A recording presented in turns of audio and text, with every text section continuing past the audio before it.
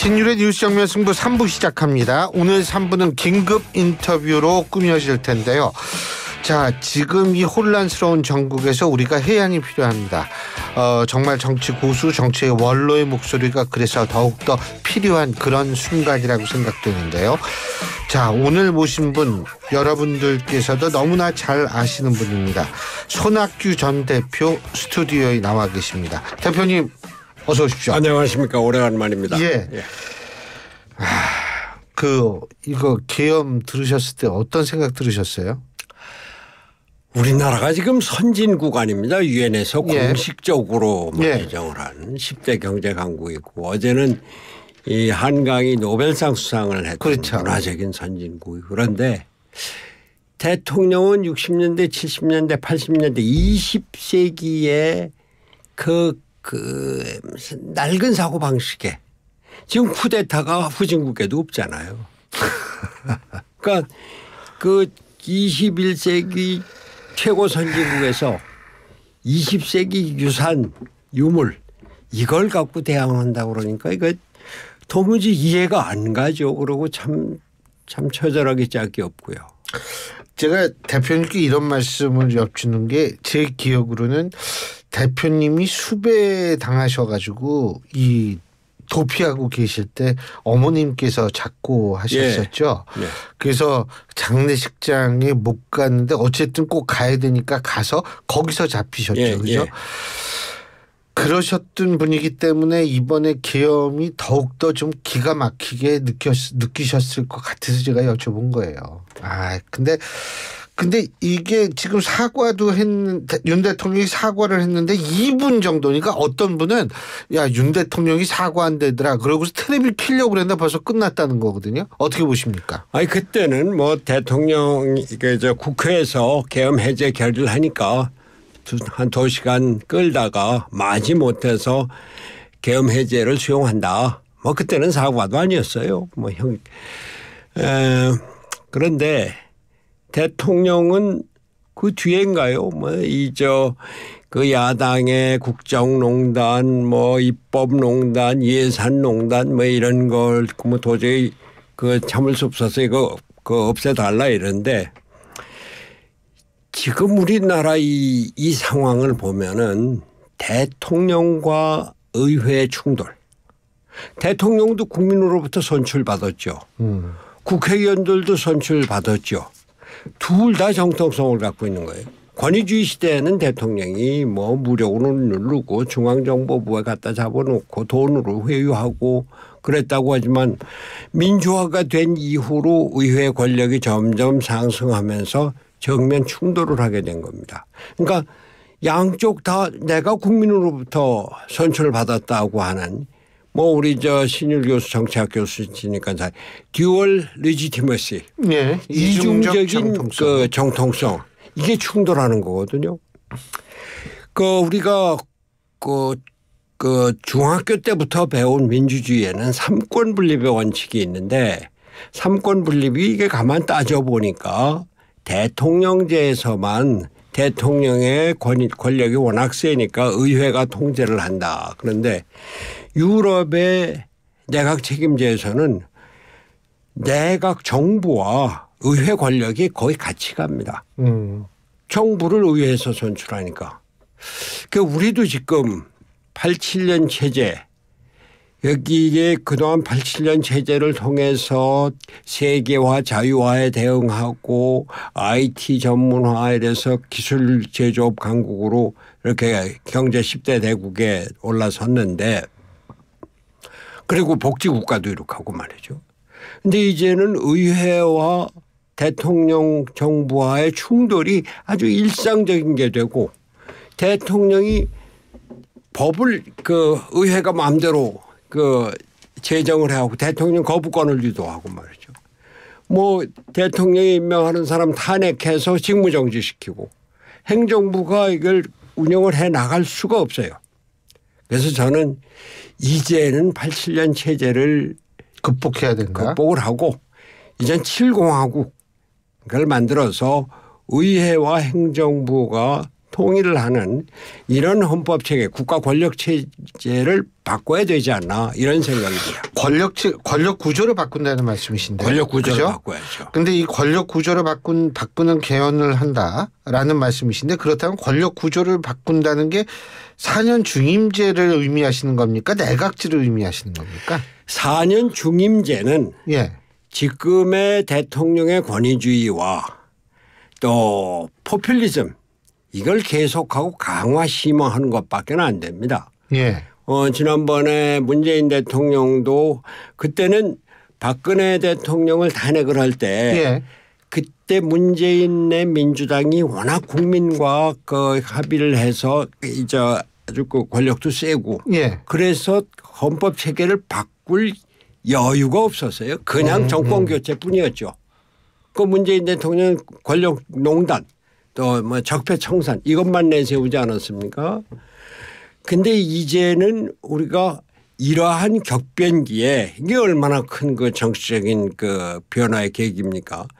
이때 우리의 권력 구조를 바꿔서 분열과 대립의 예. 갈등 구조 예. 이걸 극복할 때가 됐다. 그런 생각을 하는 거죠. 근데 뭐 저 4년 중임제다 뭐 이원 집정부제다 내각제다 뭐 이런 얘기가 나오는데 저는 우리가 그 길게 논의를 해봐야 되겠습니다만 4년 집정부제는 결국 대통령제의 의회 분열과 갈등 구조. 또 나타납니다. 이거 계속 더 심화시키는 거고 이원 집정부제는 요새 프랑스에도 보셨지만 거기도 좀 복잡하죠. 대통령과 의회 그 저 총리가 다른 그 의회가 이제 그 여소야대가 되면은 총리를 제대로 안정적으로 유지를 못하는 측면이 있어요. 저는 개인적으로는 독일의 총리 민주주의 의원 내각제죠. 예, 칸슬러 프린시프라고 이것을 선호하지만 여하튼 이거는 열어놓고 우리가 권력 구조를 바꾼다 이러한 분위기를 만들어 나갈 필요가 있다 이렇게 생각합니다. 그런데 문제는 뭐냐면 그 바꾸려면 지금 이 와중에 뭐 우리가 다시 뭐를 해가지고 하는 거는 좀 힘들 거라는 생각이 들거든요. 방법론상으로 볼 때. 맞습니다. 저는 이게 처음에 이 계엄령이 나고 또 계엄령 해제가 되고 이랬을 때 이게 우리가 하느님이 우리한테 준 새로운 기회다. 이렇게 생각했거든요. 이런 커다란 변혁, 우리 세계가 얼마나 큰 변혁기에 있습니까? IT가 그 AI 시대로 바뀌죠. 그 세계에서 극우화가 막 이제 일어나죠. 민주주의 위기다. 그리고 뭐 그 우크라이나 전쟁이다. 미중 그 갈등이다. 이런 커다란 변화 속에서 우리나라도 이제 변화의 계기를 찾는 거 아닌가 이렇게 생각을 했는데 요즘 뭐 질서 있는 퇴진론이 나오고 하지만 결국은 뭐 탄핵이 불가피할 거라고 봅니다. 그 질서 있는 퇴진이 가능하다고 보십니까? 질서 있는 퇴진은 사실 여당이 지금 당장 대선 준비가 안 돼 있으니까 대선 준비 기간 그 시간적인 여유를 얻기 위한 것으로 보여지는데 또 지난번에 탄핵을 이 불참으로 이렇게 무산시킨 것도 결국 탄핵을 하면은 이게 그 탄핵 기간 석 달, 대선 기간 2달 한 5달밖에 안 되니까 이거 좀 늦춰보자 이런 생각인데 이 국민적인 여론이 요새 보세요. 대통령이 그 특수전 사령관한테 그 국회 문 깨고 들어가서 그 사람들 끌어내. 이거는 완전히 군사 쿠데타에서도 폭력적인 옛날에 그런 적은 없었죠. 없었죠. 예. 왜냐하면 그 대통령이 계엄령을 선포하면은 국회에서 이걸 심사하게 돼 있거든요. 네. 그래서 곧바로 국회 통지하고 국회에서는 이걸 가부를 결정을 해야 되는데 그걸 아예 그냥 막아버린 거니까. 그리고 그 요인들 체포령 내렸죠. 그리고 그 사람들을 수감할 수 있는 거를 수방사 벙커원을 검토해라며. 그러니까 이거 완전히 군사적인 폭거란 말이에요. 이렇게 되니까 국민들이 이거 안 되겠다. 빨리 정권을 안정시켜야 되겠다. 보세요. 미국에서 대통령이 어떻게 된 거냐 그러죠. 캠벨 그 부장관은 이게 무슨 도무지 상식이 아니다 이러고서는 전 세계가 대한민국을 외면하고 있고 우리나라가 국제적인 관계가 없이 어떻게 삽니까? 이런 국제적인 관계를 회복하기 위해서라도 안정적인 정권이 필요한데 지금 임시적인 국무총리가 임시적으로 그걸 대행한다. 그건 실질적으로 안 되고 그러니까 국민들이 빨리 새로운 정권이 태어나기를 바라는데 이건 불가피하다고 봅니다. 14일에 그 국회에서 탄핵도 이제는 통과될 거라고 보고요.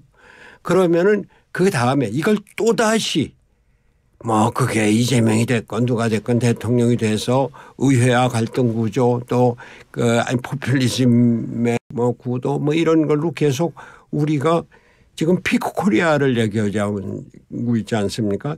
정말 우리가 이제는 내리막길로 가고 있는가 아니면 다시 정신을 차려서 선진국으로 자리를 잡고 새로운 세계 문명의 중심지로 줄 건가 이런 기로에 있는데 이걸 빨리 정상화시키는 다음 대통령 선거는 말이죠. 그러니까 제 생각은 우리나라 정치 구조 권력 구조를 바꾸는 정부가 되겠다. 그래서 정치 구조 안정 그다음 경제가 지금 어려우니까 경제 그다음 안보 질서가 아주 어렵잖아요.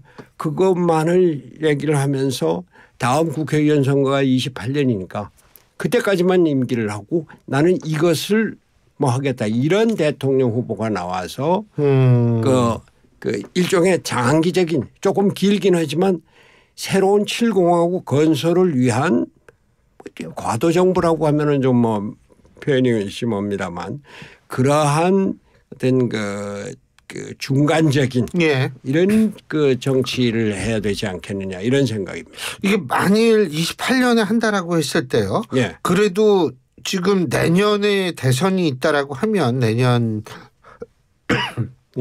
중반 정도의 대선이 있다고 한다면 26, 27, 28 3년은 하는 거거든요. 그래도. 아니 글쎄 그러니까 우리가 지금 저는 처음에는 이 계엄령 사태가 일어났을 때 지금 윤석열 대통령이 정권을 내려놓고 대신 야당과 타협을 해서 과도내각을 구성하자 하자. 여야가 합의를 하는 그럼 당신네도 추천을 해봐라. 이렇게 해서 과도내각을 구성을 해서 그 과도내각이 실권을 갖고 다음 대통령 선거를 준비하는 이런 걸 생각을 했는데 지금 우리나라 국민들의 여론이나 국정의 운영 과정으로 봐서 워낙 대통령이 그냥 군부를 동원해서 정권을 뒤엎으려고 그랬으니까 이제 국정을 문란시키려고 했으니까 그러니까 그거는 안 되고 다음 대통령이 그래도 대통령으로서 권한과 직책을 유지를 하면서 정권의 정치 권력의 구조를 바꾸는데 최선을 기울이는.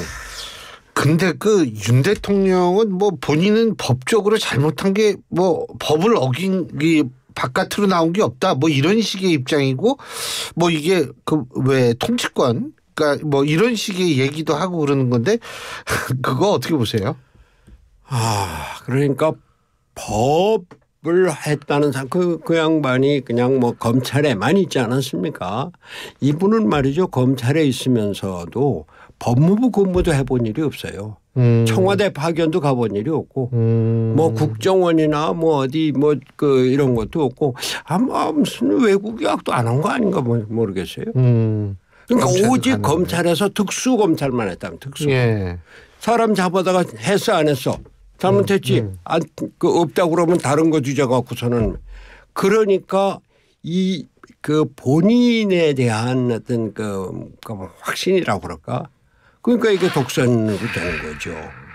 그러니까 지금 저는 질서 있는 조기 퇴진이라는 게 윤석열 대통령의 이러한 성향으로 봐서 받아들여지지도 않을 거고 또 야당도 받아들여지지 않을 거고 결국은 여당 내에서도 지역 구민들의 어떤 압박이 심어 그러니까 결국 탄핵으로 가지 않겠느냐 이렇게 봅니다. 국민의힘의 미래는 어떻게 보십니까?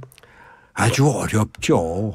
지금 뭐 국민의힘이 사실 그동안 야당이 뭐 그 윤석열 대통령 표현대로 국정원론하고 뭐 특검을 그냥 계속 그 세 번씩이나 뭐 그 다시 반복을 하고 또 법률 뻔히 대통령한테 가면은 제2요구 거부권 행사할 걸 아는데 그걸 유도하는 걸 하고 국회에서 뭐 국정감사에서 사람들 막 뭐 모욕 주고 야단치고 뭐 이러는 걸 보면서도 여당의 국회의원들이 여당과 정부를 지키려고 적극적으로 나서는 걸 못 봤어요. 사기가 완전히 그냥 뭐 그런데 지금은 뭐 완전히 멘붕 상태겠죠. 그러나 저는 이런 기회를 내가 국회의원으로서 권력을 향유하고 우리가 집권당으로 권력을 향유하고 이런 데 그치는 것이 아니라 정말로 우리나라를 제대로 세워서 선진국을 유지하고 새로운 그 세계의 중심국가가 되겠다고 하는 이런 사명감을 갖고 자 그럼 이제는 이 6공화국 87년 체제를 청산하고 7공화국으로 나가는데 우리가 전심전력으로 다 하겠다. 그러고서 욕심을 발휘해야죠. 근데 지금 원내대표 선거에서도 좀 그 친윤하고 비윤 사이에 뭐 좋게 얘기하면 경쟁인데 지금 경쟁할 때는 아니지 않나 이런 생각이 아니 뭐 경쟁이 꾸자시고 그 한동훈 대표도 그저께 그 한덕수 국무총리하고 공동 담화문 발표하면서 이게 뭐 자기가 대통령이나 된 것처럼 뭐 대통령 그 국무총리하고 주례 회동을 하겠다는 뭐 이런 식으로 그 헌법에도 없는 이야기인데 그렇게 그 양반도 검사 출신이기는 하지만 이런 검사 출신들 이런 같은 단순한 이런 것들이 결국 국민들의 신뢰를 잃어버리는 거거든요. 지금은 모르겠습니다. 국민의힘이 어떻게 리더십을 발휘해 세워나갈지는 모르겠습니다만 버려야 됩니다. 우린 정권이 이제 끝났다. 그러나 새로운 정권은 꼭 우리의 정권이 아니라도 우리나라를 이렇게 뭐 망가뜨릴 수는 없다. 이런 사명감을 갖고 임해야 될 겁니다. 지금 우리 국민들 예를 들면은 여의도 간다 그러면 택시 기사님들이 요금을 안 받으시는 분들이 계실 정도로 지금 전 국민이 사실은 동참하고 있는 상황인데 그리고 지금 날씨 좀 추운데 지금도 바깥에서 계속 지금도 이제 촛불을 드시는 분들이 있는데 이런 국민들한테 좀 한 말씀 해 주신다면 어떤 말씀 해 주실 수 있겠어요? 우리 국민이 어떤 국민입니까? 일제강점을 벗어났죠. 6.25의 참상을 이겨냈죠. 세계 최빈국에서 일어나서 수출 국가로 10대 경제 대국이 됐죠. IMF 금융위기를 금모기로 극복을 하면서 IT 국가를 세우고 그리고 또 복지 국가도 우리나라 복지 수준도 아주 뭐 세계 그럼요. 예. 그리고 의료보험 세계 최고죠. 대단한 국민입니다. 저는 이렇게 어려운 상황이지만 우리 국민의 이 특별한 독특한 DNA가 이 어려움을 이겨낼 수 있으리라고 봅니다. 계엄군이 국회 앞에서 하나 쓰러졌는데 그 시민들이 이렇게 세우는 모습. 이게 대한민국 국민들의 어떤 성숙성, 민주주의에 대한 어떤 자긍심 이런 거를 보여준다고 보거든요. 그리고 군인들도 물러나면서 죄송합니다 그러고 하고 그리고 거기 진주한 군인들도 뭐 명령에 의해서 유리창을 깨고 들어가긴 했지만 국회 안에 진입하지 않고 또 국회의원들이 담 넘는 거 다 보고 경찰들이 그냥 놔두고 이런 거예요. 민주주의에 대한 신념, 우리 대한민국에 대한 자부심 이런 것으로 꼭 다시 일어날 수 있으리라고 생각합니다. 예. 갑자기 가슴이 좀 먹먹하네요. 정말 이 대표님 말씀 맞다나 이겨내야죠. 이기지 않으면 안 됩니다. 예, 오늘 말씀 여기까지 듣죠. 감사합니다. 감사합니다. 예, 지금까지 손학규 전 대표였습니다. 최 대리, 뭐 기분 좋은 일 있어? 중소기업 재직자